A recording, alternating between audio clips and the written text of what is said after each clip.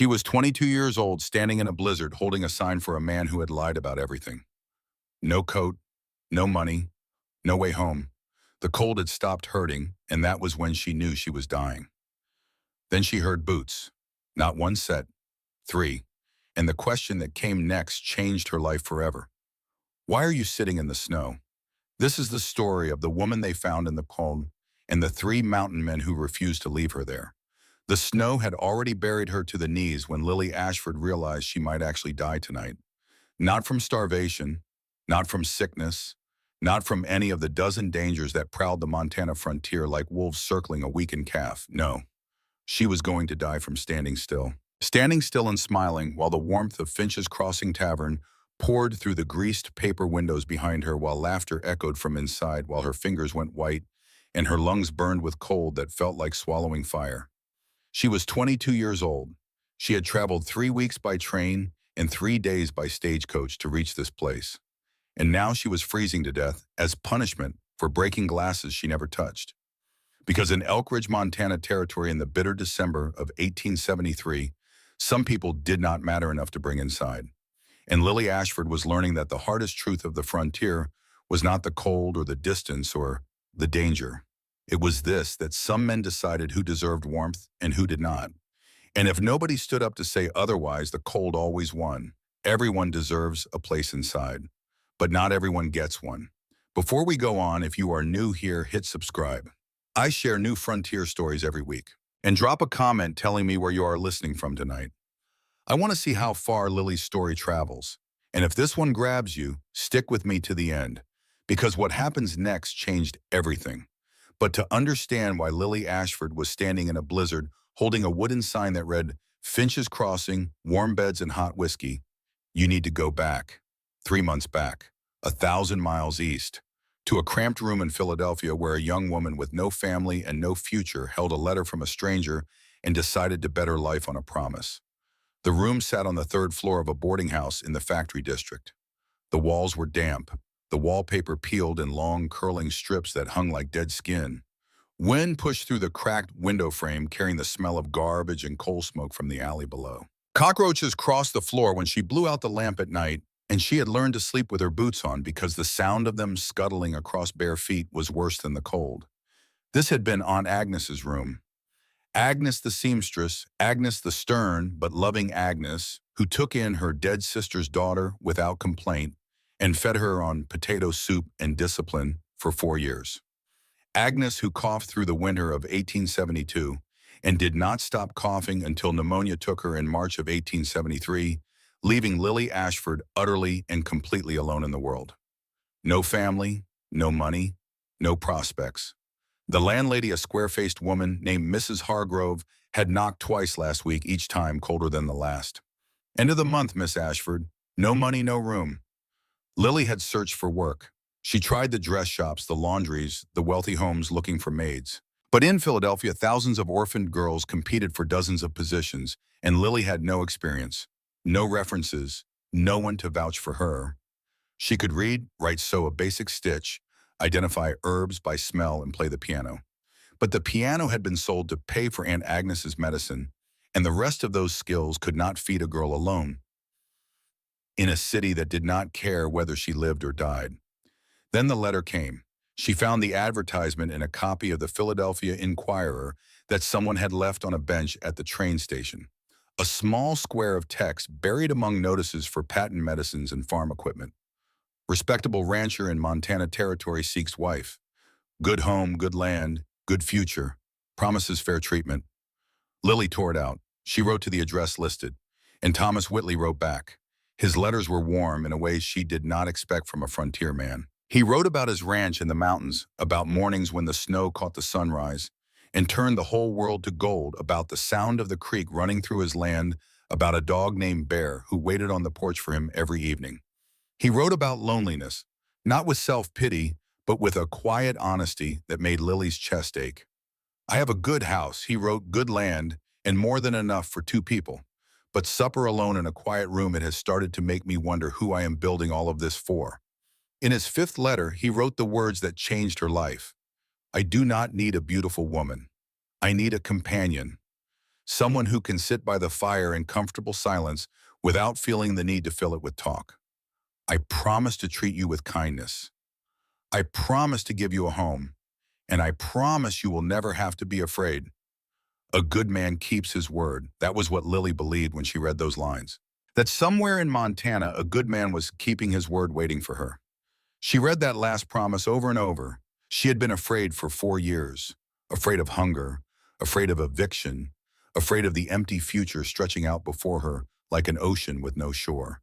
But Thomas Whitley, or at least the man in these letters, made that future take shape. A house, a bookshelf, a companion, something solid to hold on to. In his 8th letter, he asked what she liked to read. She told him, poetry, adventure novels, anything about plants. He wrote back, I have a small bookshelf, mostly farming almanacs and veterinary guides. But if you come, I will order books from St. Louis. A house without books is like a field without seeds. That was the sentence. That was the one that made her decide. She wrote back, her hand trembling on the paper. I accept. I will come. Lily sold everything. The few books she still owned, her sewing kit, and the old piano that had belonged to her mother. She had kept that piano through 4 years of poverty, refused to sell it when Aunt Agnes was sick, refused to sell it when the rent piled up, refused because it was the last thing connecting her to her mother, to the sound of Chopin played by candlelight in the room next to her father's bookbinding shop on Arch Street, the notes drifting through the thin wall like a lullaby. Selling it felt like burying her mother a second time. But Montana territory promised a life where she would not need to cling to the past in order to have a reason to exist. The piano sold for $47, enough for a train ticket and a small leather valise containing 2 dresses, her mother's Bible, and the small knife that had belonged to her father, which Aunt Agnes had saved for her. She cried when they carried the piano away. Then she wiped her eyes and stepped onto the train.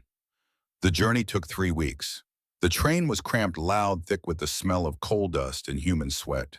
Lily sat in a hard wooden seat with her valise on her lap and watched the landscape transform through the window. The factories of Philadelphia gave way to the green fields of Pennsylvania. Then the vast prairies of Ohio, flat and endless, under a sky so wide it made her dizzy. The Mississippi River so broad she thought it was the ocean. And finally the mountains. The mountains of Montana rose like the spine of the earth, capped with snow, jagged against the sky, wild in a way that nothing in Philadelphia had prepared her for. They were terrifying. They were beautiful. They were the edge of the world she knew and the beginning of the world she had chosen. From Billings, she took a stagecoach. 3 days on a rutted dirt road, bouncing through pine forests, crossing frozen creeks, crawling through valleys where the wind blew so hard the coach rocked like a ship in a storm. The driver, an old man named Packer, glanced over his shoulder at her on the 2nd day.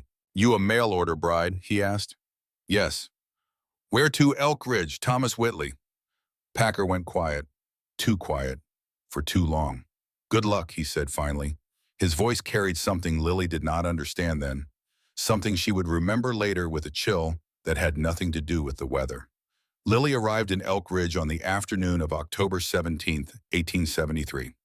The stagecoach dropped her in front of Tully's General Store in the center of a small town of perhaps 300 people. A church, a schoolhouse, a blacksmith, a general store, and a main street thick with mud and the first fallen leaves of autumn.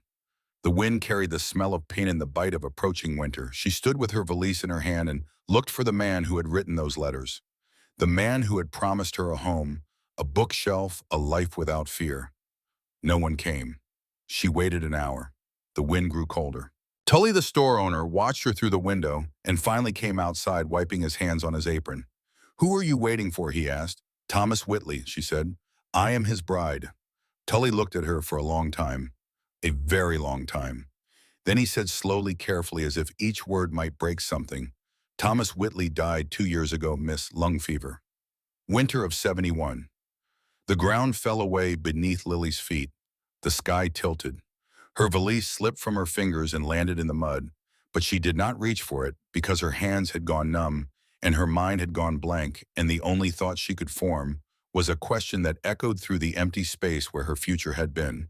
If Thomas Whitley was dead who had written those letters? The answer came walking out of the tavern at the far end of the street. a large man, barrel-chested, a beard that had not seen scissors in years, hands that had broken more than furniture. Garrett Finch. He stopped in front of her, looked her up and down with eyes as flat and cold as creek stones, and said, "You the Ashford girl?" Yes. Good. Come with me. I will explain everything." He brought her inside the tavern. He sat her down. He gave her a cup of coffee. It was the last kind thing he would ever do. "Thomas Whitley was my neighbor," Finch said, his voice smooth as oil on water. "When he died, I took over his land and his business. The letters, I wrote them. Used his name because the advertisement was already running." He said this calmly, casually, as if stealing a dead man's identity and using it to lure a woman across a continent was nothing more remarkable than borrowing a neighbor's plow. Lily stared at him, at the coarse face, the flat eyes, the brutal hands. This was not the man who had written about sunrises on snow and houses without books being like fields without seeds. Every letter was a lie, every promise, every comma. "I want to go back to Philadelphia," Lily said, her voice shook. Finch laughed, short, cold, the sound of a trap closing. "With what? You got money for a ticket, anyone waiting for you back there, got a house to go home to." Each question was a door slamming shut. Lily had no answer for any of them. "That is what I thought," Finch said. "Listen, Miss Ashford, I am not a bad man. I need help at the tavern. You work for me, cleaning, serving laundry. I give you food and a roof. When you save enough, you can go wherever you please." That was the second lie. She would never save enough because Finch did not pay wages. She was paid in leftover food and a roof. The roof was a shed behind the tavern that had once held chickens. 2 months followed. 2 months that ground Lily Ashford down to something she barely recognized. She scrubbed floors on her hands and knees with a stiff bristle brush and watered down soap because Finch said soap was not cheap. She hauled water from the well, 50 yards across the yard, 15-pound wooden bucket, 4 trips every morning before the tavern opened. She washed tankards with sand and water because there were no clean rags and her hands cracked and bled in the cold, and Finch told her to wrap cloth around her fingers so the blood would not get into the glasses. Not because he cared about her hands, because blood in the glasses made customers complain. She slept in the chicken shed, moldy straw, mice, wind through the gaps between boards. A single blanket too thin and too short. She had to choose each night between covering her shoulders or covering her feet. She could never cover both. The men who drank at Finch's Crossing treated her like furniture. They shouted orders without looking at her face. They laughed when she stumbled under a heavy tray. They made jokes about the mail-order bride nobody wanted to marry. One trapper, drunk on whiskey, tried to pull her onto his lap. She jerked free. The tray spilled. Finch yelled at her for wasting the whiskey, not for the trapper grabbing her. "Smile," Finch told her. "Smiling makes them tip better." Nobody tipped. Lily learned not to cry where anyone could see. She learned to move quietly, to keep her eyes down, to answer in as few words as possible. She learned that silence was safer than defense, that endurance was the only currency she had, and she learned that the frontier did not care if she was tired. But at night, lying in the chicken shed, listening to the wind and the mice and her own breathing, Lily still recited the letters in her head. Not because she believed them anymore, because they reminded her that somewhere in some version of life, someone had thought she deserved kindness. Everyone deserves a place inside, even if the only place she had was a memory of words written by a dead man whose name had been stolen. December came to Elk Ridge like a punishment. The first snow fell on the 10th, heavy and wet, turning the streets into rivers of frozen mud. The second storm came 3 days later, bringing wind that rattled shutters and cold that crept through every crack and every wall. By the 15th, the river had frozen solid enough to walk on, and the trappers started coming down from the high country, early driven out of the mountains by conditions even they could not survive. Finch's Crossing filled up. Every night the fire roared. Every night the whiskey flowed. Every night men crowded the tables, shedding ice from their beards, shouting stories, slamming coins down for another round. And every night Lily worked. She hauled wood until her back screamed. She scrubbed tankards until her hands cracked and bled through the cloth wrapping. She served drunk men who grabbed at her, insulted her, ignored her, and expected her to smile. The accident happened on December 19th. Lily was carrying a tray of empty tankards back to the kitchen. Heavy, greasy, still slick with whiskey residue. A trapper named Coyle shoved his chair back from his table without looking. The chair caught her hip. The tray tilted. The tankards slid. She tried to catch them. She could not. 8 tankards hit the floor. 4 shattered. The sound cut through the noise of the tavern like a gunshot. The room went silent. Every head turned. Lily stood frozen, the empty tray still in her hands, staring at the broken pieces spreading across the packed dirt floor. Her heartbeat filled her ears. The cold weight of every eye in the room pressed down on her shoulders. Coyle laughed first, clumsy as a damn ox. The others joined in. Finch appeared from behind the bar, his face dark, his jaw set. He looked at the broken tankards, then at Lily, then back at the mess. Clean it up. Yes, sir. Her voice came out small. She knelt and started picking up the pieces, her hands shaking. The men went back to drinking. Nobody helped. Nobody apologized. An hour later, Finch called her to the bar. You know how much those cost me? He asked. His voice was calm. His eyes were not. I am sorry, it was. I did not ask for excuses. He leaned forward, his weight on his knuckles, his face close enough that she could smell the whiskey on his breath. Maybe you need a reminder about what happens when you cost me money. He walked to the door and opened it. Cold air rushed in, snow swirled across the threshold. The wind howled like something alive and hungry. Go stand outside, he said. Lily stared at him. You heard me. Go stand outside. Greet customers when they come in, smiling, polite, like you are worth keeping around. His eyes were flat, dead. Maybe after an hour or two you will remember to be more careful. The room had gone quiet again.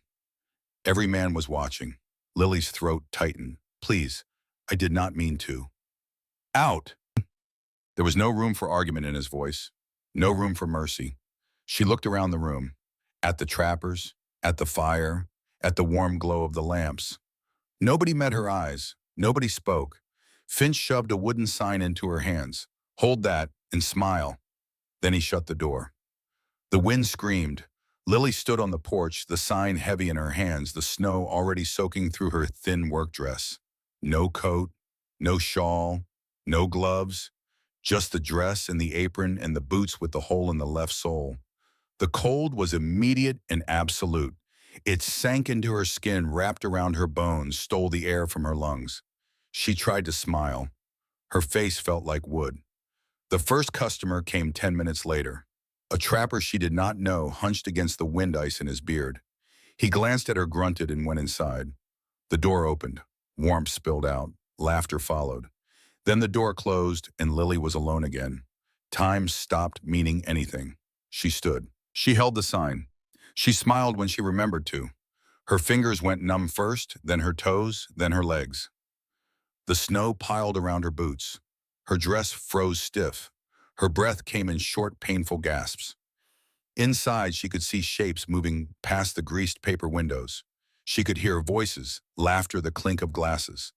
The fire glowed orange and gold. She was 10 feet from warmth. She might as well have been on the moon. Everyone deserves a place inside, but the door was closed and nobody was opening it. Nobody asked why she was out there. Nobody told her to come inside. Her thoughts started to scatter. She forgot why she was holding the sign. She forgot what she was supposed to be smiling about.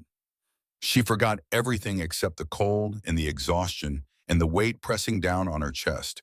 Her knees buckled. She caught herself on the porch railing, her fingers too stiff to grip properly. The sign fell into the snow. She should pick it up. She could not. She sank down slowly, her back against the tavern wall, her legs folding beneath her. The snow was softer than she expected. Almost warm. That was wrong. Snow was not supposed to feel warm, but her body was so tired and the cold did not hurt anymore, and closing her eyes seemed like the easiest thing in the world. She heard boots, heavy, slow, then more boots, not one set, 3. A voice cut through the wind, deep, rough, unfamiliar. Why are you out here? Lily tried to answer. Her lips would not move.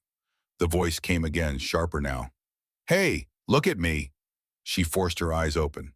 Three men stood over her, silhouetted against the gray ski, tall, broad, wrapped in furs and leather. They looked like something wild, like the mountains themselves had taken human form and walked down into town.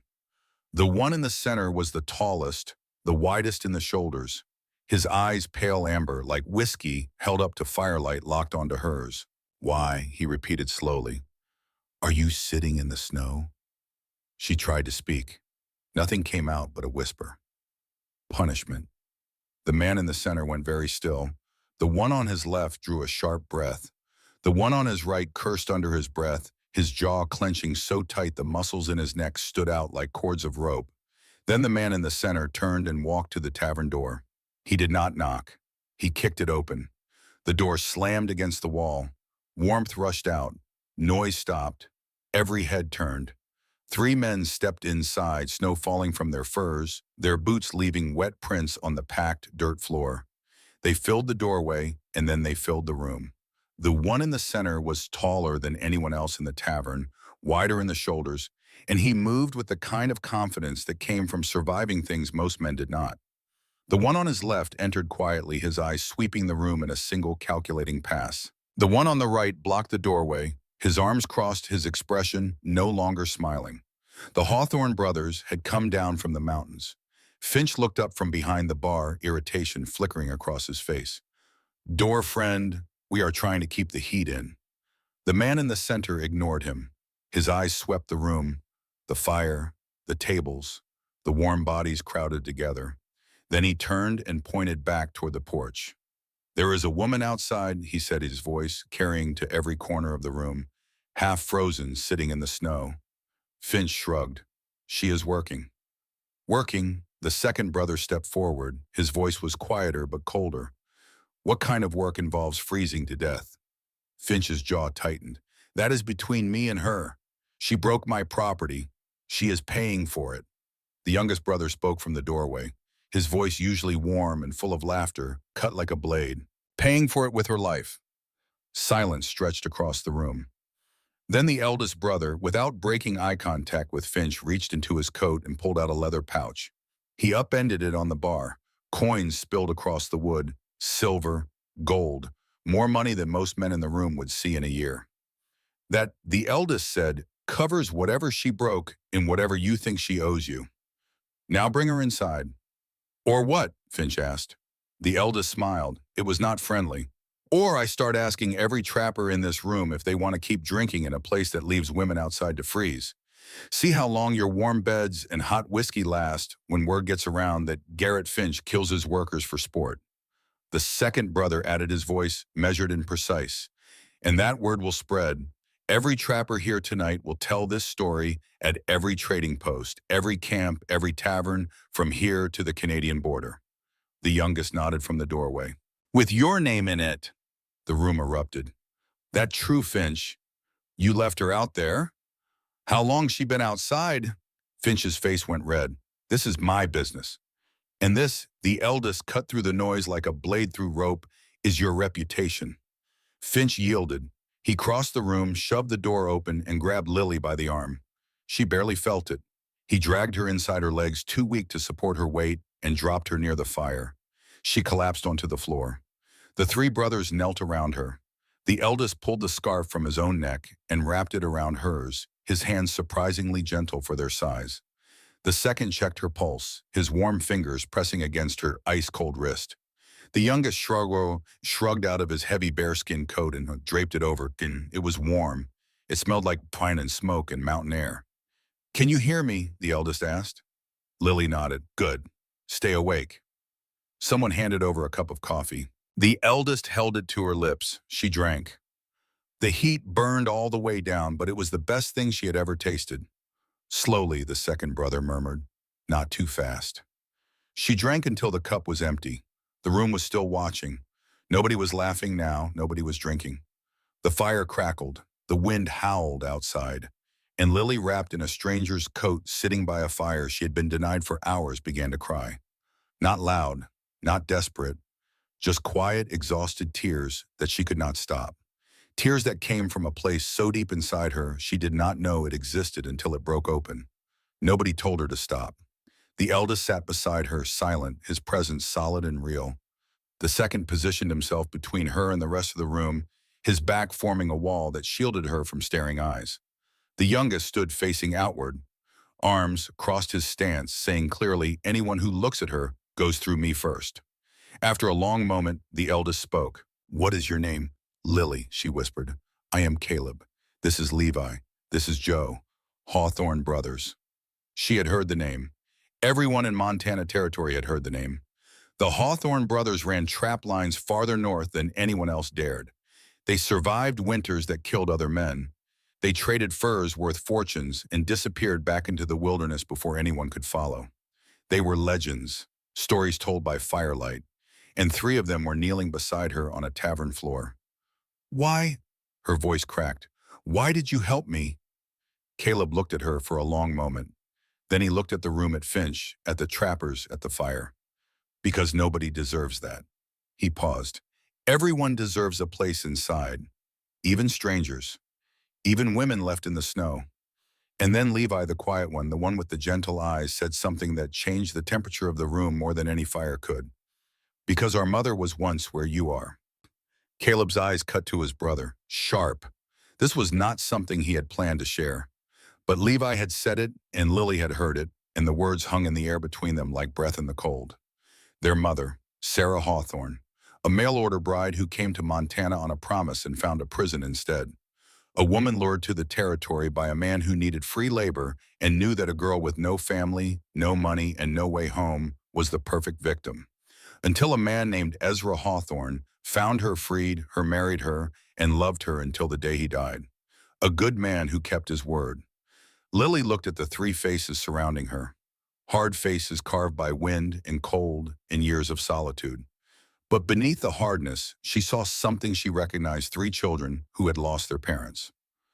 Just like her, different in every way. They were large and she was small. They lived on mountains and she came from a city.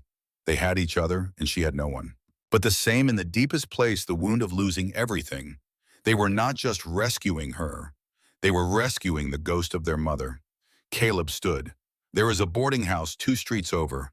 Mrs. Calloway runs it. She is decent. We will take you there.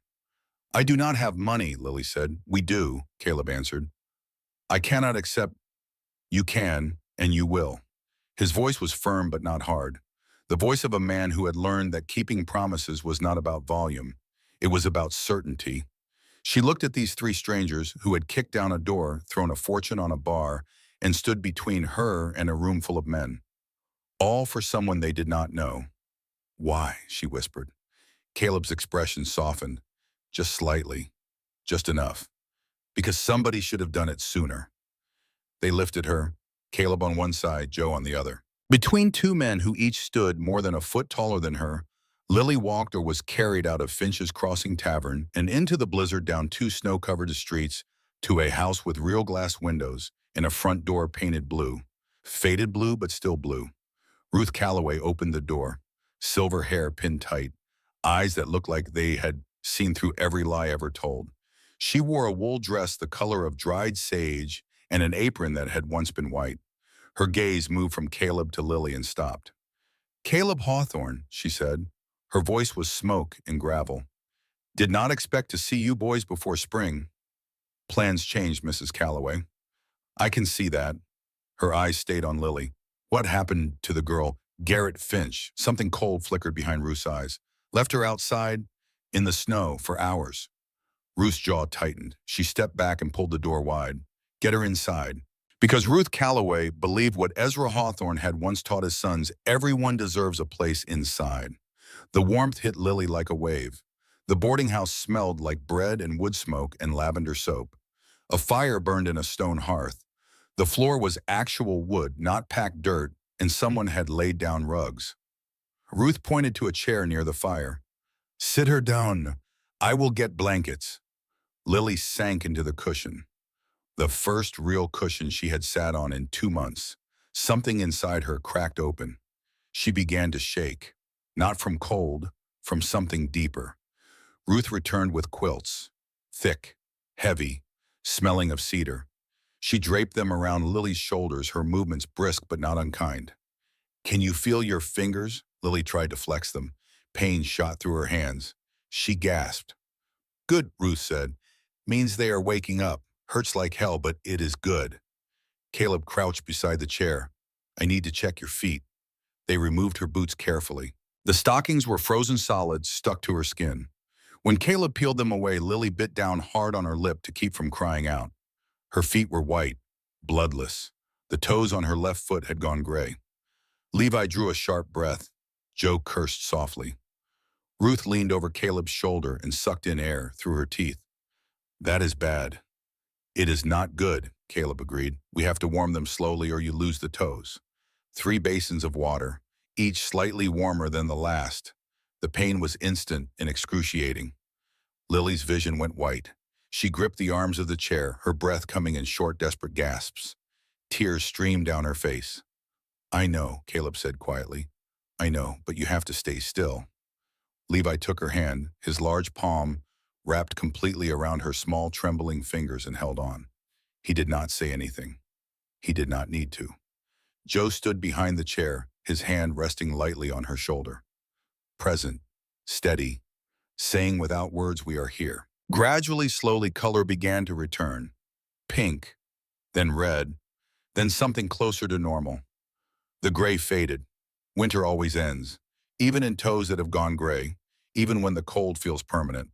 Caleb sat back on his heels and exhaled. You are lucky. Does not feel lucky, Lily managed. Joe smiled, the first real smile she had seen from any of them, warm and genuine. All 10 toes still attached. That is a win in my book. Ruth brought her something hot and bitter to drink. It tasted like burnt roots and regret, but warmth spread through her chest. Then Ruth led her upstairs. A small room, a bed with a real mattress, a table, a chair, a window with curtains, a quilt folded at the foot of the bed. It was the most beautiful thing Lily had ever seen. She peeled off the frozen dress, the underclothes, everything that smelled like Finch's Tavern. She pulled on a clean nightgown Ruth had given her. Too short, but clean. She climbed into bed. The mattress was soft. The quilt was warm. The pillow smelled like lavender. And for the first time in 2 months, Lily Ashford fell asleep without being afraid. This is where you belong, something whispered in the back of her mind. Or maybe it was the lavender. Or maybe it was hope testing the door to see if it was safe to come inside. Downstairs, 3 brothers sat around the fire. Ruth brought tea coffee and sat across from them. You boys going to tell me the real reason? She asked. Caleb sipped his coffee. We told you, making sure she is safe. You do not even know her. Joe spoke. For the first time that night, his voice carried no laughter. Our mother came to Montana on a stranger's promise. She was lied to, forced to work without pay. Pa saved her. And now you 3 are saving this girl, Ruth said, because no one should have to wait for an Ezra Hawthorne who never comes. Silence.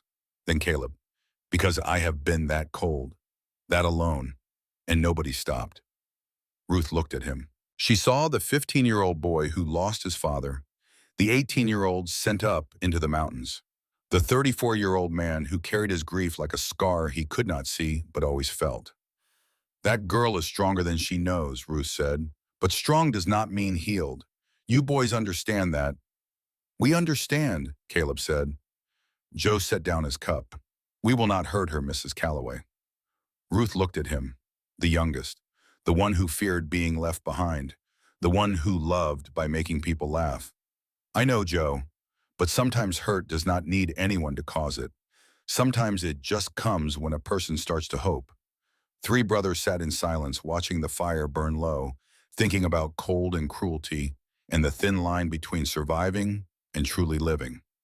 A good man keeps his word, and all 3 of them had made a word to themselves the moment they saw Lily in the snow. But none of them knew what Ruth Calloway would tell Lily in the morning. About the other women, about the letters, about Mary Colton who disappeared the same winter Thomas Whitley died. That story would change everything. Morning came gray and cold. Lily woke to sunlight filtering through curtains and the smell of bread baking somewhere below.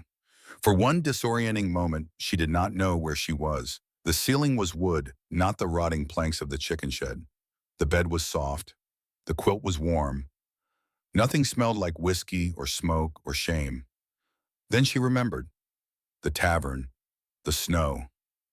Three men, like mountains. Her feet throbbed, her hands ached, but she was warm, and she was alive.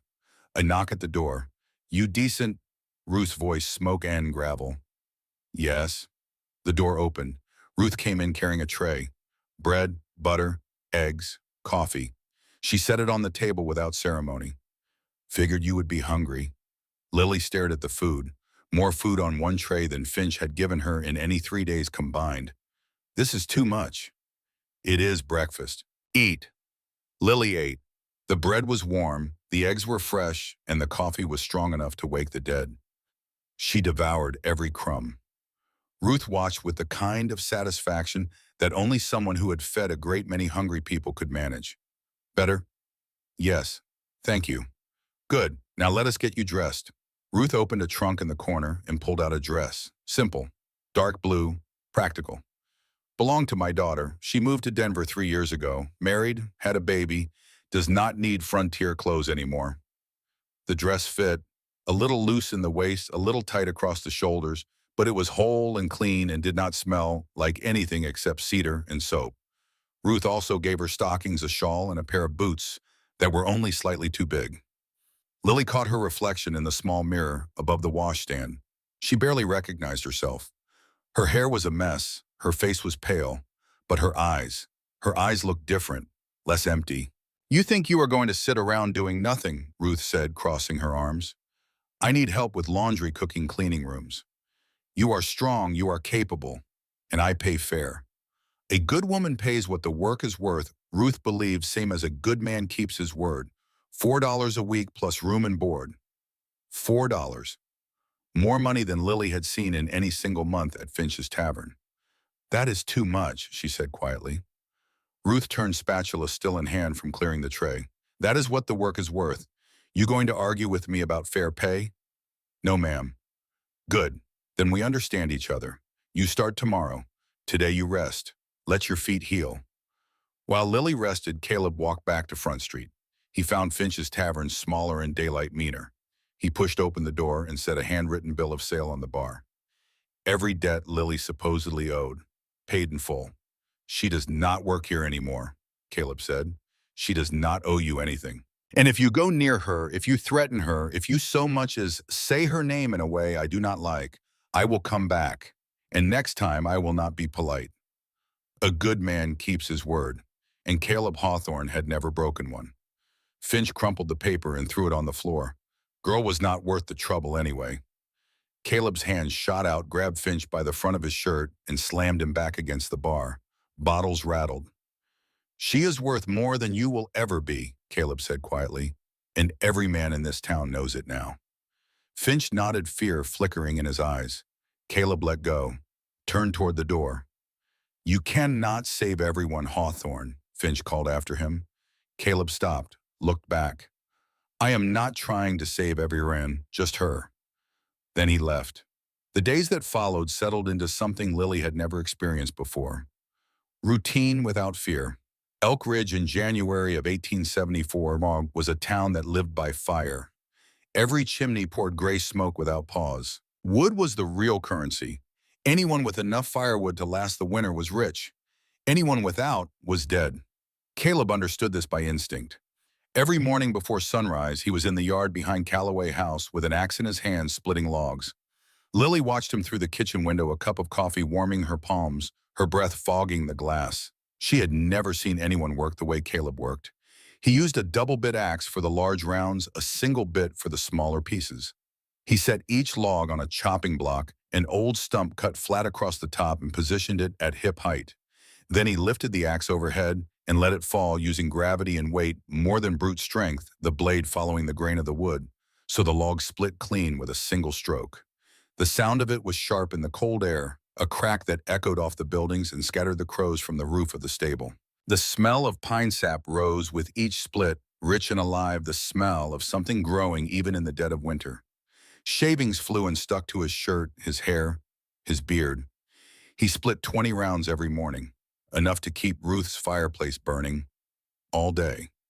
Some mornings when he paused to wipe sweat from his forehead with his sleeve, he looked up and saw her at the window, and he nodded. Just that, one nod, short and silent at all. But Lily felt that nod like warmth from the stove. Each of the three brothers cared for Lily in his own way, and each way revealed the deepest truth of who he was. Caleb loved through protection and through building. Beyond splitting wood, he repaired Ruth's stable. He replaced rotting boards where he hung the door on new hinges and sealed the gaps against drafts using a mixture of moss and clay packed tight into every crack. He worked with a carpenter's pencil behind his ear and measured boards by hand, spanned the distance from thumb to little finger with his palms spread wide.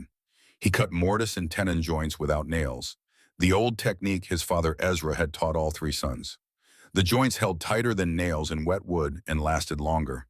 The sound of his work filled the yard all day, the rasp of the adze smoothing a surface, the tap of the mallet setting a peg, the creak of fresh lumber settling into place. One afternoon, Lily brought coffee out to him. He stopped, accepted the cup with both hands, said, "Thank you," in a voice as low as timber falling, and looked at her, truly looked, as if she were the only person within 50 miles worth seeing. Then he went back to work, and Lily stood a few seconds longer, listening to the rhythm of his hammer, steady and sure and reliable, before she went back inside.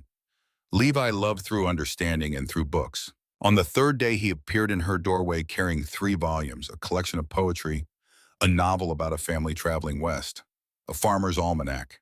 He set them on the table and stood near the door, not stepping too far into her space understanding without being told that she needed boundaries, needed the safety of 4 walls that belonged to her alone. "When our mother died," he said, not turning around, his voice as quiet as wind slipping through a cracked door, "I did not speak for a year, a full year. Caleb worried enough to ride to Fort Benton for a doctor. Joe just kept talking for both of us, and I think that is why he talks so much now." He turned back, his amber eyes warm with old sadness that had scarred over but never quite disappeared.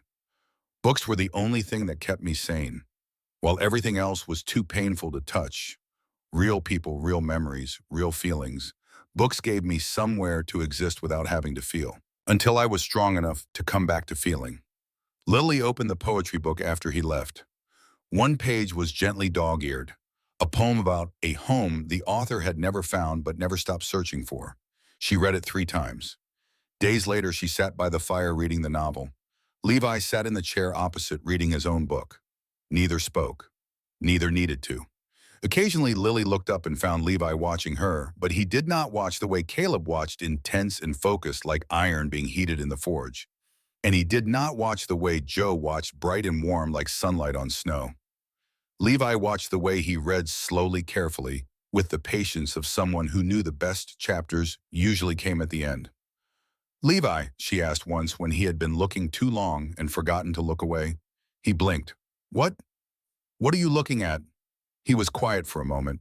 Then, "I was thinking that you read the way our mother used to read. She dog-eared pages, too." She touched the cover before opening, as though a book were a living thing that deserved to be handled gently. Lily looked down at her own hand on the book. She was touching the cover, her fingers tracing the spine. She had not known she did that. "My father bound books," she said softly. "He taught me that every book is a friend, and friends deserve a gentle touch." Levi's smile spread slowly like sunrise through morning clouds. Rare, warm, worth remembering. Joe loved through joy. He fixed the squeaking door of Lily's room on the second day. "Because that door sounds like a ghost at midnight, and I am in the room next door, and I need to sleep." He split enough firewood for 2 winters. He repaired the stable roof and built a new gate for the yard. And one afternoon when Lily was hanging laundry in the side yard with sadness sitting heavy on her face, he threw a handful of snow at her back. She spun around, eyes wide. Nobody had played with her since. "Since when?" "Since ever," Joe grinned, hands raised in surrender. "My fault." The snow slipped. Lily looked at him, at the wide, bright smile, and the sparkling amber eyes and the dimples in his cheeks, and for the first time in months, she laughed. Not a polite laugh, not a forced laugh, a real laugh. From her belly, from the place where joy lived before grief had buried it. Joe heard that laugh, and something inside him decided he would make her laugh every day, whatever it took. He taught her to ride. An old mare named Pepper, gentle as a lamb. Pepper could not run fast if the barn was on fire, Joe said, patting the horse's neck. Perfect for beginners. He helped her into the saddle, his hand steady at her waist until she was balanced. Hold the reins in your left hand. Easy. She does not like being pulled. Nobody does. He led Pepper around the yard talking the entire time. Stories about falling off his first horse at 6 years old. Face first in the mud. Caleb picked me up with one hand like picking up a cat. About a dog named Bandit who once dragged a live porcupine into the cabin. Levi pulled quills for 2 hours and Bandit kept licking his face because he thought it was a game. About the three brothers singing around a campfire in the mountains. Caleb sings terribly but louder than anyone. Levi sings beautifully but so quietly you can only hear him when Caleb runs out of breath. And me, I sing just wrong enough that everyone laughs instead of feeling sad. Lily laughed through the whole lesson. And when Joe helped her down from the saddle, his hands at her waist, she realized what he was doing. Something nobody had ever done for her. He was giving her back her youth. The years of joy that had been stolen by death, by illness, by Finch Joe, was trying to return them one laugh at a time. One afternoon, Joe sat on the porch mending a leather bridle. Lily sat beside him sewing. Nobody spoke. But this was a different silence than the silence she had known at Finch's tavern. That silence had been full of fear. This silence was full of peace. Joe whistled softly, no particular tune, just a happy sound filling the air. Lily's needle moved to the rhythm without her realizing it slow, when Joe whistled slow quick when he sped up. Neither of them noticed, but Ruth, standing in the kitchen doorway, watched the two of them and smiled. This, she thought, is what family looks like. Not loud, not dramatic, just two people sitting beside each other and turning presents into a gift. Lily fell into the rhythm of Calloway House.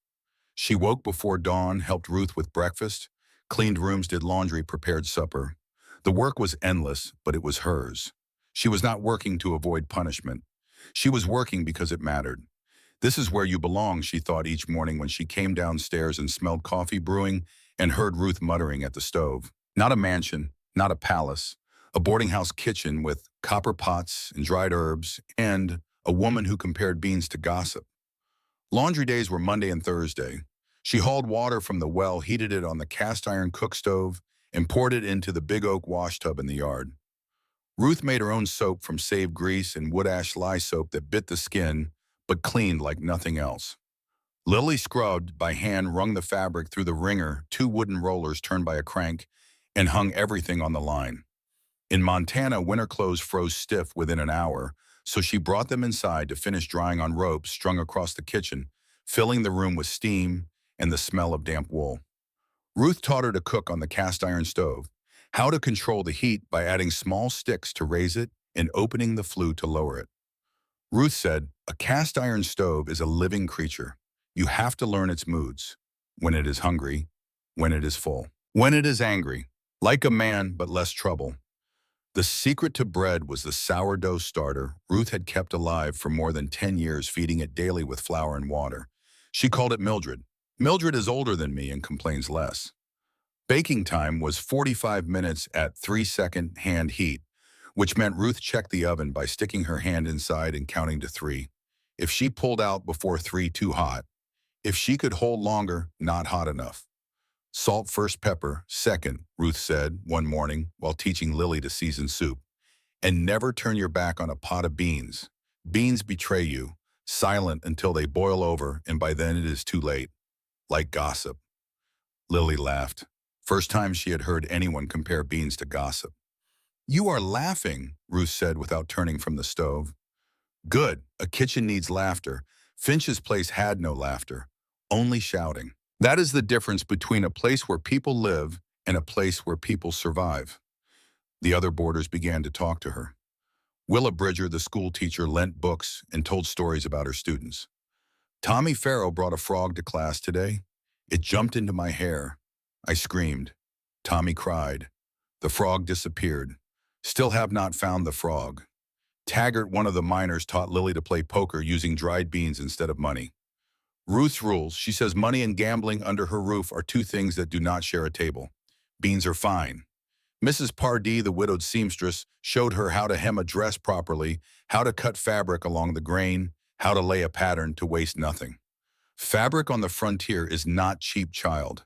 Every inch counts. Slowly, carefully, Lily began to feel like a person again. Not an object, not a burden, but the mail-order bride nobody wanted. She was Lily. The woman who did laundry on Monday, baked bread on Wednesday, played cards with Taggart on Friday evening, and read beside Levi every night. Lily, who had a name, a seat at the dinner table, and her own coffee cup on the kitchen shelf. Ruth had painted it herself in unsteady letters. Lily, this is where you belong. Right here, with your name on the cup. 3 days after Lily started work, the worst blizzard of the winter struck. Wind gusted at 50 miles an hour. Snow piled half a meter deep overnight. At dawn, a cracking sound came from the backyard. The stable roof had collapsed under the weight of the snow. Pepper, the old mare, was trapped inside. The three brothers were out the door before anyone spoke. Caleb took command. Joe braced the left column. Levi, get Pepper out. I will hold the beam. They worked in the storm, sweat freezing on their foreheads, breath turning to white clouds, wood groaning, as Caleb braced the main beam on his bare shoulders. Lily stood watching. Then she stopped watching. She ran into the kitchen, grabbed rope and a wooden lever, and ran back out. She remembered page 47 of the Farmer's Almanac Levi had lent her, the section on emergency repairs in storms. Use the lever, she shouted into the wind. Wedge it under the beam. Rest it on a log for a fulcrum push-up. Caleb looked at her, surprise in his amber eyes. The small city girl was directing construction technique. But she was right. Joe wedged the lever. The beam lifted enough for Levi to pull Pepper clear. The horse whinnied and trembled, but she was whole. Caleb looked at Lily. His expression shifted from protectiveness to respect. Where did you read that? Lily face red from cold and pride. The Farmer's Almanac Levi lent me. Page 47, section on emergency repairs and storms. Levi, standing beside Pepper, smiled. That rare smile, warm and real. Knew I lent you the right book. But Lily did not know yet that the almanac Levi had given her was not his. It had belonged to Thomas Whitley. And inside the back cover in handwriting she had not yet seen was a note that would change what she understood about the man whose name had brought her here. That evening, the four of them sat around the fire. Ruth had gone to bed. Willa was in her room. Only Lily and the three brothers remained. The fire burned low. Wind howled outside. Tell us about Philadelphia, Joe said. Not prying, genuinely wanting to know. Lily hesitated. Then she told them. About her father binding books, the smell of old paper in his shop, the way he taught her to read before she could write. About her mother playing piano every evening, Chopin by candlelight, notes drifting through the thin wall like a lullaby. About Aunt Agnes sewing in her small room, needle and thread flying through fabric like magic. She went quiet when she reached the losses. Father, mother, aunt. The room held that quiet respectfully. Then Caleb spoke, slowly choosing each word. Our father died when a tree fell on him in a storm. I was there. Heard the trunk crack, ran out, but I was not fast enough. He looked at the fire. I was 29. Levi was 26. Joe was 23. Mother collapsed 2 years later. Heart failure, they said, but I think she died from missing him. Joe added, his voice stripped of its usual brightness. I was the youngest when Pa died. Fewest memories. Sometimes I am afraid I will forget what he looked like. Levi, eyes on the fire. You will not forget. You look in the mirror every morning. You look more like him than either of us. Joe blinked fast, swallowed something hard. Lily looked at the three faces, hard and weathered and carved by solitude. And for the first time she saw what lived beneath the surface. 3 children who had lost their parents, just like her. Thank you for telling me, she said quietly, about your mother. Oh, Caleb looked at her. His gaze held longer than necessary. Then he nodded. One nod, short, but carrying the weight of a mountain. You are one of the few people who knows. The following afternoon, a knock came at the front door. Dorothea Pruitt swept in without waiting for an invitation. Fur-lined cloak, polished boots, a smile that had been rehearsed in a mirror. Her daughter Nettie trailed behind, looking uncomfortable. Miss Ashford, Dorothea said, crossing the room to where Lily sat by the fire with her mending. I wanted to tell you how relieved I am that you are safe. What happened at the tavern was unconscionable. The words were correct. The tone was not. I also wanted to offer my assistance. The Women's Charitable Society can find you respectable work. Perhaps a position as a housemaid, something appropriate. Appropriate, as if everything Lily had done to survive was still not enough. Ruth stepped forward. Lily already has work. Here, with me. Dorothea's smile did not waver. Of course, but a young woman in Miss Ashford's position needs guidance, structure. And she is recovering, just fine, Ruth said, her voice going cold, without interference. Lily looked at Dorothea, at the expensive cloak and the practiced smile and the charity that was really control. A different kind of cage, just cleaner. No, thank you, Mrs. Pruitt. I appreciate the offer, but I am happy here. Dorothea blinked. Ruth crossed her arms. Unless you have something useful to contribute, Mrs. Pruitt, I suggest you take your charity and leave. Dorothea turned sharply and walked toward the door. Nettie hurried after her, but paused long enough to set a basket on the side table. There is bread and preserves, Nettie said quickly. I made them. I am sorry about my mother. Then she was gone. That same morning, Lily turned to the back cover of the Farmer's Almanac. She had been reading it for days, front to back, page by page, the way her father had taught her to treat a book. And there on the inside of the back cover in handwriting that was neither Levi's nor Finch's were 3 lines written in pencil, faded but legible. If you are reading this, I hope you found what I was looking for. A home, a companion, someone to sit by the fire with. I never did, but I hope you do. Thomas Whitley. Lily stared at the words for a long time. The real Thomas Whitley. Not the lie Finch had built from his name, but the man himself. A lonely rancher who wanted a companion and died before he found one. She closed the book gently the way her father had taught her and pressed it against her chest. I found it, she whispered to a man she would never meet. I found all of it. 1 week after Lily settled in, Caleb brought back a discovery that changed everything. He had been searching the old Whitley homestead, now claimed by Finch, looking for evidence. Beneath the floorboards, he found a box. Inside were dozens of letters. Not just letters to Lily, letters to at least 4 women before her. All signed Thomas Whitley, all in the same handwriting. The 3 brothers and Ruth sat around the kitchen table reading each letter in silence.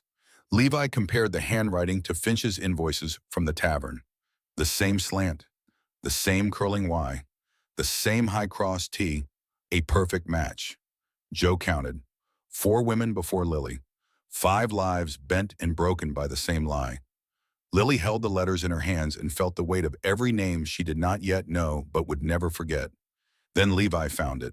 At the bottom of the box, not a letter, a contract. A document Finch had written declaring that any woman who accepted travel fare from Thomas Whitley owed a labor debt in return. No time limit, no amount specified. A trap with no exit. He framed it as a legal labor contract. Levi said, his voice flat with suppressed fury. No court on the frontier would bother examining it closely. A woman alone, no family, no money, no witnesses. Who would stand for her? We would, Joe said, simply, plainly, as though it were the most obvious thing in the world. Caleb nodded. We would. A good man keeps his word, and what they were promising now was bigger than anything they had promised before. But that reckoning would come later. First, something else happened. Something that had nothing to do with justice or vengeance or Garrett Finch. Something smaller and quieter and in its own way more powerful than any of it. Willa Bridger invited Lily to the winter social. Music and dancing and cider at the church, Willa said. Nothing fancy. I thought you might want to come. Lily's hands went still on the wet laundry. People will talk.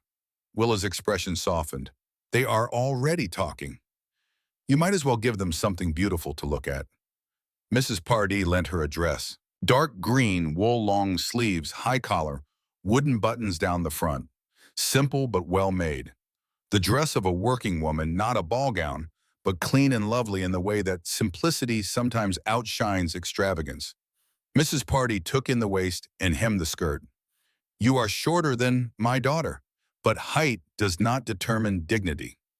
On the night of the social, the 3 brothers waited downstairs. Caleb in a clean shirt beard trimmed for the first time in weeks. Joe examined his brother's face with theatrical wonder. Look at that. He has a chin.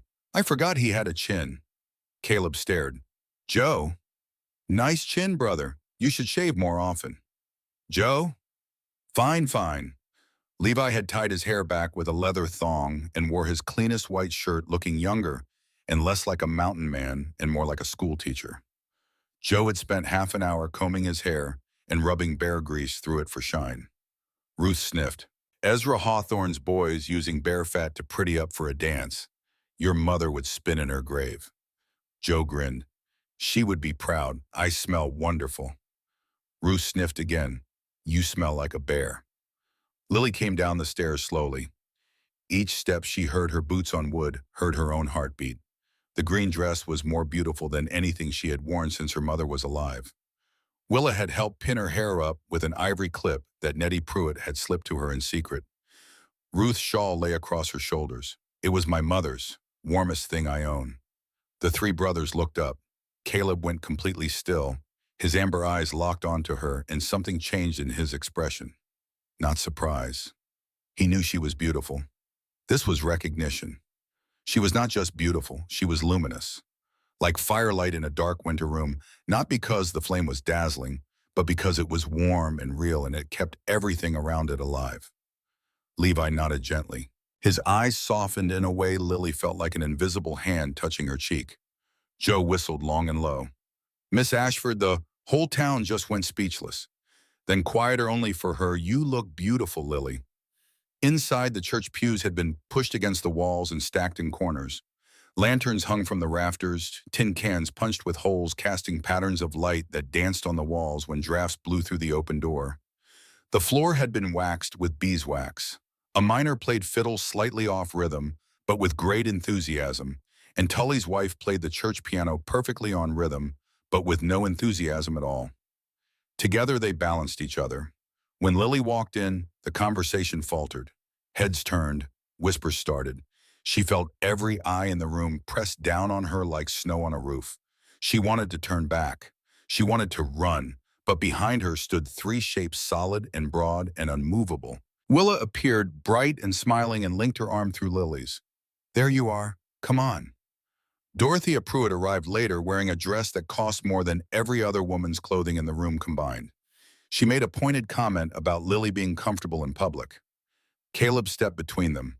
Miss Ashford is our guest, and she is exactly where she belongs. This is where you belong, his eyes said. Right here.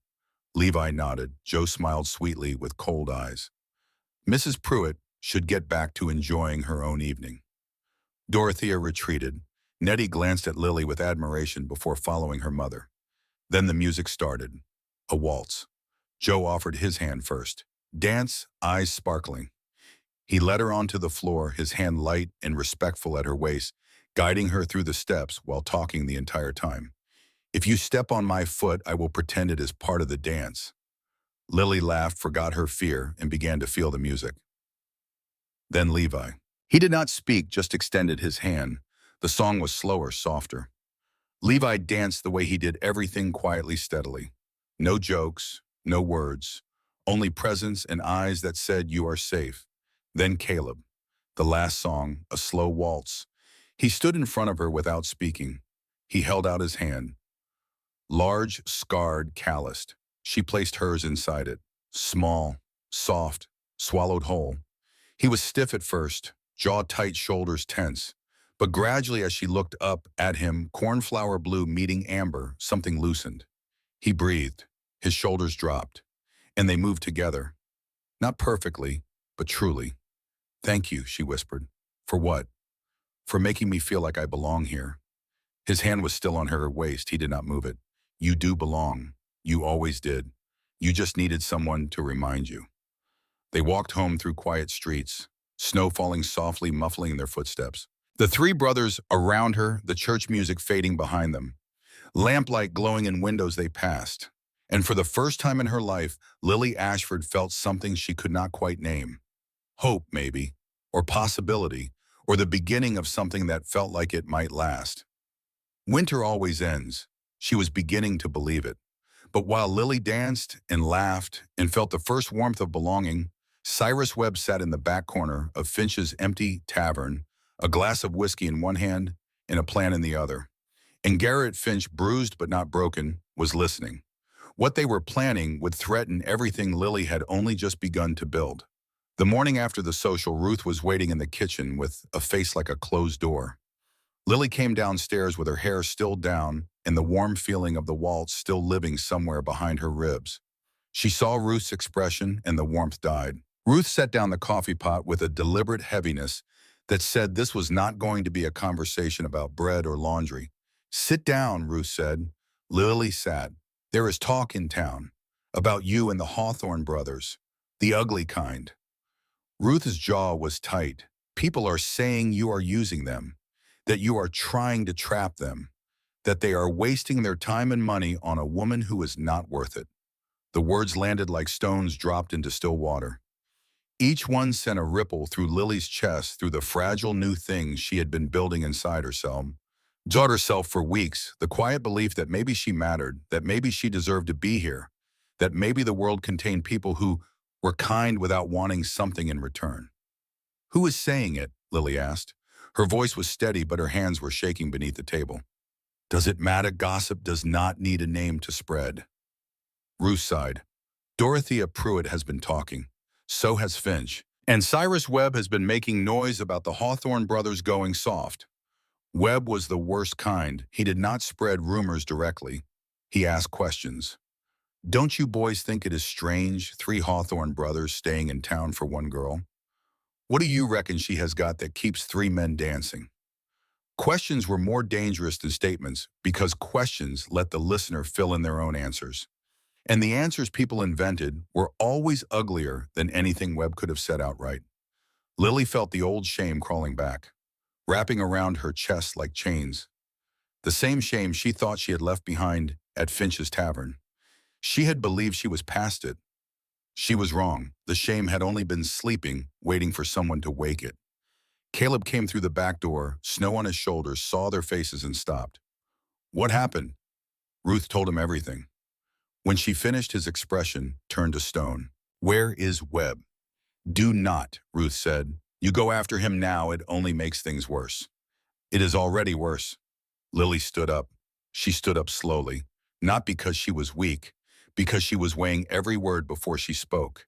She had learned from Caleb that words carried weight, from Levi that fewer words were sometimes stronger than many, from Joe that a voice did not need to be loud to be heard, and from Ruth that a woman standing straight did not need anyone's permission. "Stop." Her voice was not loud, not shaking, just clear. Clear the way a hammer on an anvil is clear. Clear the way an axe through wood is clear. Clear the way a door closing with certainty is clear. Both of them looked at her. "This is my life," she said. "My reputation, my problem, and I am the one who has to decide how to deal with it." She looked at Caleb directly, straight into those amber eyes, not looking down, not looking away. "You have done so much for me. Given me a place to stay, work, safety. Stood up for me more times than I can count. But you cannot fight every battle for me. Sooner or later, I have to learn to fight my own." Caleb opened his mouth, then closed it, because he saw something in her eyes that he recognized. She was not the trembling girl he had found in the snow. She was the woman who had stood up from the tavern floor, from the blizzard, from every place she had been pushed down, and this time she was standing up not because someone had pulled her to her feet, but because she chose to. He nodded, slow, heavy, the nod of a man acknowledging an equal. "All right, but if you need us, I will ask, I promise." Joe, standing in the back doorway, swallowed something hard in his throat but did not argue. Levi, leaning against the doorframe, his eyes on Lily, nodded. That quiet approval she had learned to read and treasure. Ruth looked at Lily for a long time. "That was brave," she said. "It was terrifying." "Same thing, sometimes." And in the week that followed, Lily proved it. She kept working, kept going to church on Sunday, sitting in the back pew, ignoring the stares. She went to Tully's store to buy thread head high, even when Tully's wife commented about women who did not know their place. She did not argue. She did not need to argue. She just lived. Lived with dignity. Lived as though other people's voices were wind blowing past but unable to move a mountain. And gradually the wind shifted. Willa invited her to help at the school teaching children to mend their clothes. Taggart asked her to join the miners for cards on Friday. Mrs. Party brought a new dress pattern and asked her opinion on fabric. Nettie Pruitt came to apologize for her mother. I cannot control what she says, but I can choose not to repeat it. Small gestures, small kindnesses. But each one was a brick, and Lily was building a wall that nobody could tear down. In early February, the three brothers had to go. Trap lines needed checking. Winter was half over, and if they did not get up into the high country soon, they would lose the season. 3 weeks, Caleb said. Maybe 4. Lily kept her face steady. You will come back. Yes. A good man keeps his word. You sound certain. I am, Levi added quietly. We always come back. Joe tried to joke, but his eyes were serious. Who is going to fix the roof if we do not come back? They packed the night before. Steel leg hold traps heavy and cold. Rope. Skinning knives with curved blades. A small axe. Gunpowder. Pemmican dried elk meat mixed with bear fat and dried berries of a food that could last months without spoiling. Caleb tested each trap, opening and closing the jaws, oiling the hinges. Levi rolled hand-drawn maps showing trail routes, old trap positions, water sources, bear dens to avoid. Joe saddled 3 horses. Caleb's horse was Ironside, big and black and as silent as his owner. Levi's was Scholar. He likes to stand still, Joe explained. Like his owner. Joe's was Trouble. Self-explanatory. They left before dawn. Ruth pressed a parcel of food into Caleb's hands. Do not do anything stupid. I will try. Try harder. Lily stood on the porch and watched 3 figures disappear down the snow-covered street, large on horseback packs and steel traps clinking. Smaller, smaller. 3 dark shapes against white, then gone. The absence was louder than Lily expected. Caleb's chair by the fire sat empty, the cushions still bearing the impression of his weight. Levi's cracked white coffee cup sat on the kitchen shelf, the cup he refused to replace because cracks give it character. Joe's muddy boots sat by the back door. Ruth used to yell about those boots every day. Now she was silent because there was no one to yell at. Dawn said. The house was quieter, missing the sound of Caleb's axe in the early morning, missing Joe's laughter, missing the soft whisper of Levi turning pages by the fire. Lily had not realized those 3 sounds had become the background music of her life until they stopped. On the 8th day, Cyrus Webb came back. Lily was hanging laundry in the side yard when she saw him leaning against the fence. Lean, sharp-eyed, fur cap pulled low, a coat that had seen better decades. Caleb is not here, is he? Webb said, not a question. How many times you think he will come back before he gets tired of playing hero? This time, Lily did not wait for Ruth and the shotgun. She set the laundry basket down. She turned to face him fully. She stood straight, shoulders back, chin up. The posture she had learned from Ruth, from Caleb, from every morning she woke up and chose to believe she was worth something. She looked straight into Webb's hawk eyes, eyes that were used to watching weaker people flinch. But Lily did not flinch. You come here every time thinking I will be afraid. Thinking that without the Hawthorns I will crumble back into the shaking girl at Finch's Tavern. But you know what, Webb? She stepped forward, 1 step, and Webb without meaning to step back. I survived my parents dying. I survived 4 years alone in Philadelphia. I survived being lied to and dragged across a continent. I survived being worked like a slave. I survived being shoved into a blizzard in the middle of a Montana winter and left to freeze to death. She paused, letting every word sink like a nail driven into wood. You think you are scarier than all of that. You think a few snide words and a fake smile can break a woman who survived everything I just named. Webb's grin disappeared. For the first time, something appeared on his face that was not confidence or contempt. It was surprise. The Hawthorne brothers did not make me strong. They reminded me that I was always strong, and now I remember. And you, or anyone else, cannot make me forget. Her voice was level and hard and absolutely certain. So turn around, walk away, do not come back, because next time I will go to the sheriff. And after that I will visit every trapper in the territory and tell them that Cyrus Webb likes to come to women's homes to intimidate them when the men are away. Let us see how your reputation survives that. Webb looked at her, saw steel where he expected glass. He stepped back, then again. Then he turned and walked away without a word. Ruth, standing in the kitchen doorway, shotgun in her arms but never raised, smiled. You do not need me anymore. I am learning. Yes, you are. On the 21st day, Ruth found Lily sitting by the kitchen window, staring at nothing, coffee cold in her hands. Ruth pulled up a chair, set two fresh cups on the table. Then she sat, quiet for a moment, because Ruth knew that sometimes you had to sit still before speaking, the way you let dough rest before kneading, the way you let iron cool before grinding. Lily, I am going to ask you something, and I want you to think before you answer. Even if they do not come back, even if the worst happens, does everything they gave you disappear?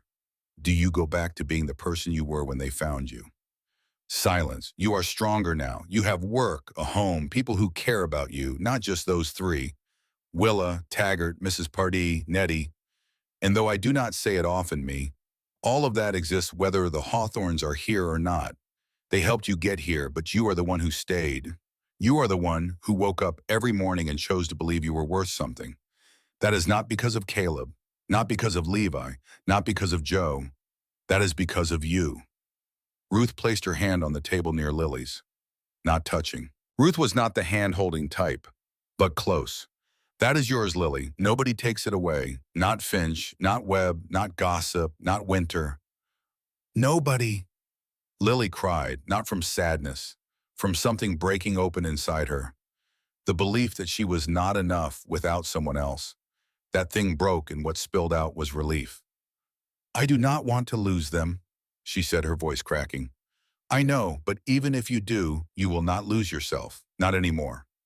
Winter always ends, Lily. Even the longest one. Even this one. That night, Lily slept deeply for the first time in weeks. When she woke the next morning, something had shifted. The worry was still there, but it was not consuming her anymore. She got up, got dressed, went downstairs, made coffee before Ruth was awake, for the first time. And when Ruth came down and found the coffee, brewed the bread in the oven, the kitchen warm, she stopped in the doorway and smiled. You are up early, Ruth said. I decided to stop waiting, Lily answered, and start living. On the 23rd day, the brothers came home. Lily was chopping vegetables for supper. Birch, the dog Joe had found before leaving, lay under Ruth's chair. Suddenly his head shot up, ears forward, nose pointed at the door. His tail, still for 23 days, began to wag. Slow at first, then fast, then frantic. He scrambled to the door and barked. Not a warning bark, a welcome bark. Boots on the porch, heavy, familiar. Not one set. 3, the door open. Cold air rushed in, carrying the smell of snow and horses and fur and campfire smoke. Caleb stood in the center. Snow on his shoulders, face windburned, beard longer, eyes tired. But when they found her across the kitchen, they lit up. Levi on his left, thinner, hair falling across his forehead, a book in his hand. Joe on his right, smiling wide despite cracked lips and wind-peeled skin. Miss us, Joe said, because Joe always spoke first. Lily crossed the kitchen in 3 strides. She threw her arms around Caleb. No thought, no hesitation. The action of a woman who had waited, who had worried, who had learned to stand on her own, and who now chose to run toward the man she loved because she wanted to, not because she needed to. Caleb caught her. His pack hit the floor, his arms wrapped around her waist. She buried her face in his bearskin coat and breathed in the smell of pine and smoke and cold mountain air. You came back, she whispered. Told you I would. A good man keeps his word. She hugged Levi next. He rested his chin on top of her head, the book in his hand pressed against her spine. Even while embracing, Levi held on to his book, and she loved him for it. Then Joe, he lifted her off the floor, spun her once around the kitchen, while Birch jumped and barked, and Ruth shouted, Put her down before you wreck my kitchen. Joe set her down, eyes red-rimmed, though he would deny it forever. Missed you, he said. Simple. Honest. Joe. Ruth stood, looked at all 3. Welcome back. You look like hell. Caleb. Missed you too, Mrs. Calloway. Ruth. Supper in 1 hour. Go wash, all of you. She sniffed. Especially Joe. That evening, Caleb asked Lily to walk with him. They bundled up and went outside into the cold, clear night. Stars blazing overhead, snow reflecting moonlight until everything glowed silver. They walked to the edge of town where the mountains rose in the distance like sleeping giants. Caleb stopped, turned to face her. I did a lot of thinking up there. About what I want, about where I belong. His voice was slow, each word chosen and placed like a stone in a foundation. I am tired. Tired of the mountains. Tired of being alone. Tired of running trap lines and spending winters in a cabin with nobody to talk to. He took her hands. His palms were rough and warm. Her hands disappeared inside them. I want to stay here, with you, if you will have me. What about the trap lines, your life up there? I can sell the lines, find other work. Elk Ridge needs a blacksmith. I am handy enough with metal. You would give up everything for me. I am not giving up anything. I am choosing something better. His eyes were fierce and certain. I am choosing you, Lily, if you want me. She asked the question she needed to ask. What about Levi Joe? Caleb was quiet. Then he spoke slowly. We talked on the mountain, all three of us, about you. Levi and Joe care about you, deeply, in their own ways. And so do I. We lost our father, lost our mother, had only each other for 5 years. Then you appeared, and for the first time in a very long time, our family felt like it was growing instead of shrinking. Whatever you choose, whoever you choose, all three of us will always be here, protecting you, caring for you, because you are family. Yes, she whispered. I want everything. I want all of it. Caleb pulled her close. Snow fell around them, each flake catching moonlight, and then he kissed her. Gently, slowly, full of promise. Not a kiss of burning passion, but the kiss of a man who had waited his entire life to find someone trustworthy enough to give his heart to. His hands held her face with a tenderness those large calloused hands should not have possessed, but did a tenderness learned from watching his father touch his mother's face, a tenderness passed down through generations like seeds in good soil. The door closed softly on their private moment. When morning came, everything between them had changed. This is where you belong. With him. With them. With all of it. But before they could build a future, there was a reckoning to settle. Levi had spent weeks organizing evidence. Dates, names, handwriting comparisons. He had sent copies to the circuit judge in Fort Benton and to the newspaper in Billings. Now with the brothers home, the plan moved forward. Reverend Thompson convened a town meeting. 200 people crowded into the church. Finch sat in the front row, chest out confident. Caleb stood, walked to the front. He placed the box of letters on the pulpit. He opened it, and he read. He read each letter the way you read a list of the lost. Slowly, clearly, without anger, without contempt, letting the truth speak for itself. He read the name of each woman. Mary Colton, 23 from Ohio, who wanted to find a peaceful place. Sarah Donovan, 26 from Boston, a widow with a small child. Ruth Ann Page, 21 from Virginia, an orphan who could sew. Eleanor Blake, 24 from Pennsylvania, a teacher who had lost her position. Lily Ashford, 22 from Philadelphia, an orphan with nowhere to go. 5 women, 5 sets of identical promises, 5 lives stolen by the same lie. Finch jumped to his feet. Lies fabrication. Levi stepped forward, calm and precise. He held a tavern invoice beside a letter. Same slanting handwriting. Same curling Y. Same high cross T. Fabrication, Mr. Finch, because this looks very much like your handwriting. Joe held up the contract. 5 women, at least 5, lured here with false promises, forced to work without pay, held captive by a self-written document. Anyone want to see it? Tully stood up, his face gray. I saw him go out the night Mary Colton disappeared. I never said anything because I was afraid. His voice broke. I am sorry, I should have spoken years ago. Dorothea Pruitt rose. If these allegations are true and I have examined the evidence and find it very persuasive, then Garrett Finch has no place in this community. Then Lily stood.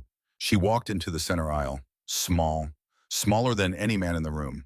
But her back was straight, her shoulders were square, her chin was raised. And when she walked, each small step ringing on the waxed wood floor, The church went so silent you could hear the snow falling outside the windows.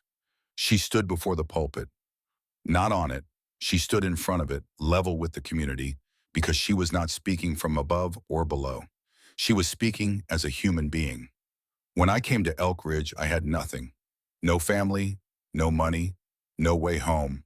I came because of a letter that promised me a home, a life, a kind companion, a letter that said I would never have to be afraid. She paused, looked at Finch. Mr. Finch knew I had nothing when he wrote that letter.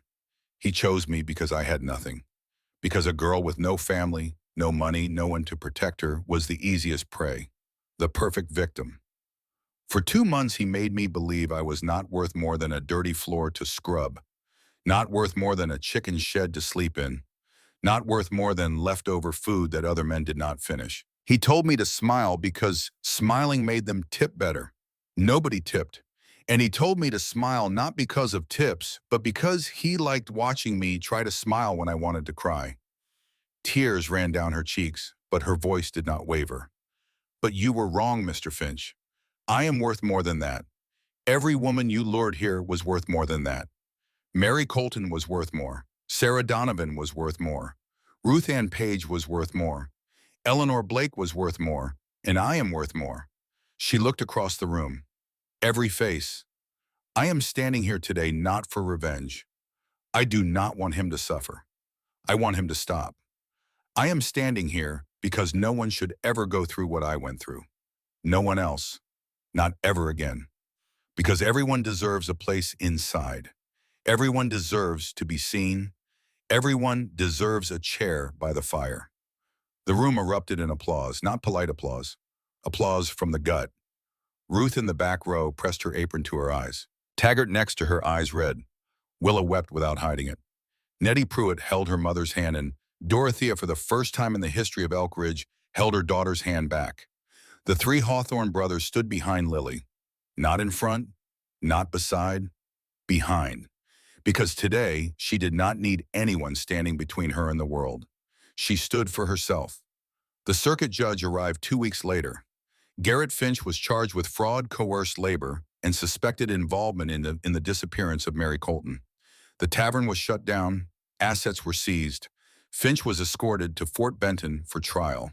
Spring came slowly to Elk Ridge, melting the snow inch by inch, turning the streets to mud, coaxing green shoots from the frozen ground. Winter always ends. Caleb sold his trap lines to a younger man. He opened a blacksmith shop at the edge of town. The ring of his hammer each morning became the neighborhood's alarm clock. Levi helped him with the books because Levi helped everyone with books. Joe built a corral and started training horses. And on a warm day in May in the same church where they had danced at the winter social, Lily Ashford married Caleb Hawthorne. Willa and Nettie stood beside her. Ruth sat in the front row and cried and said it was pollen. Taggart and the miners got drunk before the ceremony and sang songs the Reverend pretended not to hear. Levi and Joe stood next to Caleb in clean white shirts, two brothers who had promised to protect her and now stood beside their eldest as he made the biggest promise of all. When the Reverend asked who gives this bride, Ruth stood. Her voice was hoarse but steady. I do, and I guarantee that if you make her cry for any reason other than joy, all three of you boys will answer to me. Caleb did not smile. He looked at Ruth with absolute seriousness. Never, Mrs. Calloway. A good man keeps his word, and Caleb Hawthorne never broke one. Dorothea Pruitt did not attend, but Nettie brought a gift, a quilt their mother had sewn with a note that read, "For your new life." And when the church doors closed behind them and they stepped out into the sunlight, Lily Ashford became Lily Hawthorne. This is where you belong, right here, with this name, with these people, with this life you built from nothing. The years that followed were not easy, but they were good. The kind of good that does not come from luck, but from labor and love and the daily choice to show up and try. Caleb's blacksmith shop grew. He forged farm tools, horseshoes, hinges, and sometimes when the mood struck him, iron roses that he left on the kitchen table without explanation. Lily found the first one on a Tuesday morning and did not stop smiling until Wednesday. His hands never lost their calluses, but at home they were gentle, pouring coffee for Lily before dawn, fixing the hem of her dress when she was too busy, resting on her lower back when they walked through town. His hair went silver at the temples over the years, and his right knee clicked when he knelt an old injury from a fall on the mountain trail that never quite healed. But he still opened the shop every morning, and the sound of his hammer was the heartbeat of Elk Ridge. Levi opened a bookshop in the building that had once been Finch's Tavern. He called it Whitley Books, after the real Thomas Whitley, the man whose name had been stolen, but whose dream of a good life had been real. Someone should remember him for something good, Levi said when Lily asked about the name. She cried. He pretended not to notice. He ordered books from St. Louis every month, read each one first, dog-eared the best pages, and left them on the shelf where Lily would find them. 15 years he did this without ever saying, "This is for you." He just placed the books where she would look, and she never asked why. She just smiled, opened the book, and read. Joe trained horses. His reputation spread across 3 counties. Ranchers sent their wildest colts, and Joe turned them into partners. He talked to horses the way he talked to people, constantly and cheerfully, and the horses listened. The secret is not technique, he told anyone who asked. The secret is patience, and telling them good stories. Joe's laughter never dimmed, a few more lines around his eyes from squinting into sun and wind, but the smile was the same one that had made Lily laugh on her first date at Callaway House, the same one that still made her laugh 15 years later. Lily opened a dressmaking shop beside Levi's bookstore, Ashford and Pardee Dressmaking, with Mrs. Pardee as her partner. She hired young women, some of them mail-order brides, who had arrived in Montana with nothing, and she paid them $4 a week plus lunch. "That is what the work is worth," she told each one. "You going to argue with me about fair pay?" Ruth, when she heard, laughed until she coughed. The girl learned fast. Ruth sold the boarding house and moved in with them. "Too old and too stubborn to live alone," she announced, and nobody argued. She claimed the downstairs bedroom and ruled the kitchen from 5 to 7 every morning, and not even Caleb, the largest person in the house, dared challenge her dominion over the stove. She taught Lily to preserve food, to manage household accounts, and to deal with difficult customers. Smile first, refuse second. They will not realize they have been refused until they are already out the door. Willa married Taggart. They had 3 children who came to visit often, and Lily taught them to sew and told them stories about a girl who came from Philadelphia with nothing but a Bible and a knife and built a life in the mountains. The children loved the story. They did not know it was true. Nettie Pruitt married a kind man from the next town and started a women's reading circle. Lily joined. Dorothea gradually, very gradually, became less narrow, not because she changed her nature, but because her daughter showed her there was another way. Webb left Elk Ridge after a gambling debt caught up with him. Nobody missed him. And on a cold December evening, 15 years after the night Lily nearly froze to death in the snow, a knock came at their door. It was late. The fire burned low. Caleb sat in the armchair he had built from oak salvaged from a storm, reading the newspaper. Levi read a book on the opposite chair, his reading glasses perched on his nose. Joe lay on the floor with Birch the old dog, both of them half asleep. Ruth dozed in her rocking chair, a quilt pulled to her chin. Lily sat beside a lamp, mending a shirt, her needle moving in the quiet rhythm of a woman at peace. An ordinary evening, a happy evening. The kind of happiness that is so quiet you do not notice it until something threatens to take it away. The knock was soft, hesitant, not the knock of someone confident, the knock of someone afraid of being turned away before they could speak. Caleb set down the newspaper and stood. Joe rose to his feet, his hand moving instinctively toward the iron poker by the hearth. Levi closed his book and stood, the eyes sharp. Birch growled softly. Caleb opened the door. Cold air rushed in, and on the porch stood a man, old, bent, clothes threadbare and thin for a Montana winter. It took Lily a moment to recognize him. More than a moment. Several seconds of staring at the hollowed face, the sunken eyes, the trembling hands gripping a hat that was more holes than fabric. Garrett Finch. 15 years of prison and exile had emptied him out. The barrel chest was gone. The brutal hands were skeletal. The flat eyes that had once made Lily's blood run cold were now just empty. Empty the way a house is empty after everyone has left and the fire has gone out and the wind blows through rooms that used to hold warmth. The 3 brothers moved together, forming a wall between Lily and the doorway. Instinct. No words needed. Caleb in the center, wide as the doorframe. Joe on the right jaw, tight eyes cold for the first time in years. Levi on the left, silent assessing, but Lily placed her hand on Caleb's arm. "It is all right," she said quietly. She stepped around them and stood in the doorway looking directly at the man who had once left her outside to freeze. Finch's eyes found hers. "Mrs. Hawthorne," he said, and the change from Miss Ashford carried the weight of 15 years. "I do not have any right to be here." "No," Lily said, "you do not." "I know, but I am asking anyway. I am cold. I am hungry. I have nowhere else to go." Lily looked at him, looked for a long time. She saw the man who had stolen a dead man's name and used it to trap women. The man who had fed her scraps and housed her in a chicken shed. The man who had made her stand in a blizzard until she nearly died. The man who had made her believe she was worthless. She could turn him away. She had every right. She could close the door, walk back to her armchair, pick up her mending, and never think about Garrett Finch again. She looked back into the room. The fire, the warmth, the lamplight. 3 men standing ready to protect her. Ruth awake now in her rocking chair, watching with eyes that said, "This is your decision. Nobody makes it for you. Nobody is allowed to." Lily turned back to the door. "Come in," she said. "Sit by the fire." Finch stared at her. Disbelief broke across his ruined face like water through a crack in ice. He stumbled inside. Caleb watched him with hard eyes but did not stop him. Joe's jaw stayed tight, but he stepped aside. Levi observed in silence, reading every expression on Finch's face the way he read pages of a book. Lily went to the kitchen and brought back a bowl of soup. Potato carrot beef. The same soup Ruth had taught her to make years ago, the soup she had dreamed about in the chicken shed on nights when her stomach ached from hunger. She set it in front of Finch. He ate the way a starving man eats, hands shaking, spoon rattling against the bowl, head down, not looking up, not pausing, just eating with the desperate focus of someone who had forgotten what warm food tasted like. When the bowl was empty, he looked up. Tears ran down his weathered face. His hands gripped the edge of the table as though he might fall off the earth if he let go. "Why?" he whispered. "After what I did to you. Why would you help me?" Lily sat down across from him. She did not touch him.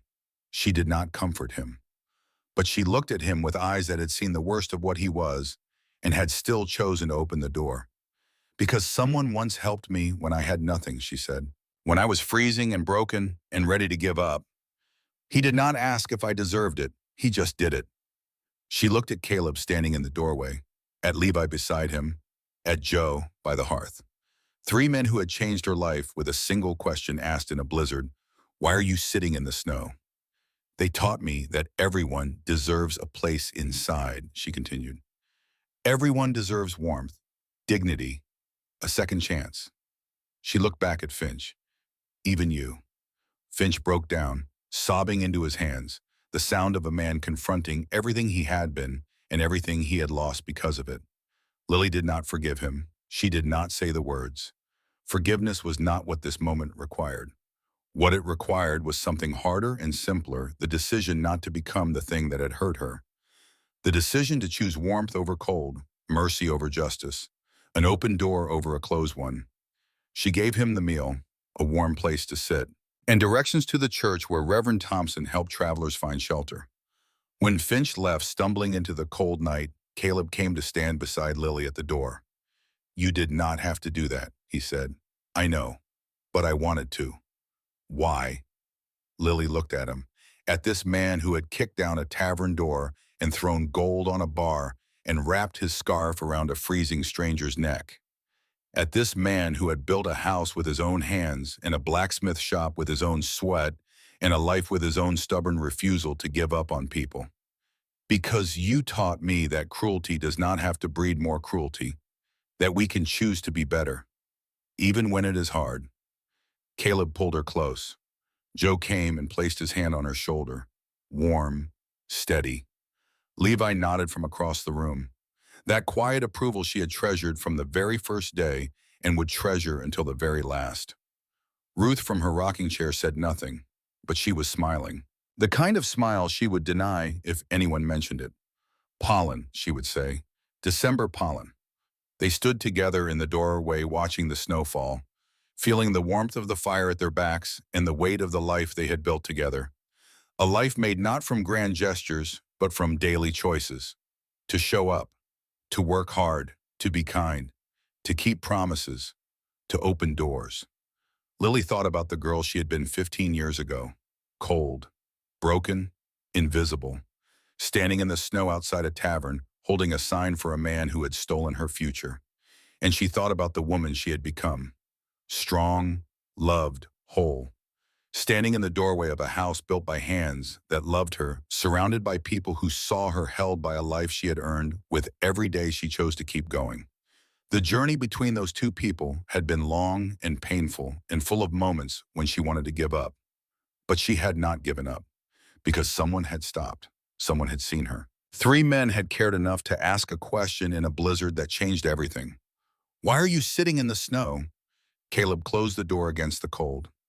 Lily took his hand and led everyone back to the fire, back to the warmth, back to the life they had built together from nothing but hope and determination and love. Outside, the snow fell soft and quiet over Elk Ridge. It fell on the blacksmith shop where Caleb's hammer would ring again at dawn. On Whitley Books, where Levi would open the door and arrange the shelves in dog ear, a page for Lily to find.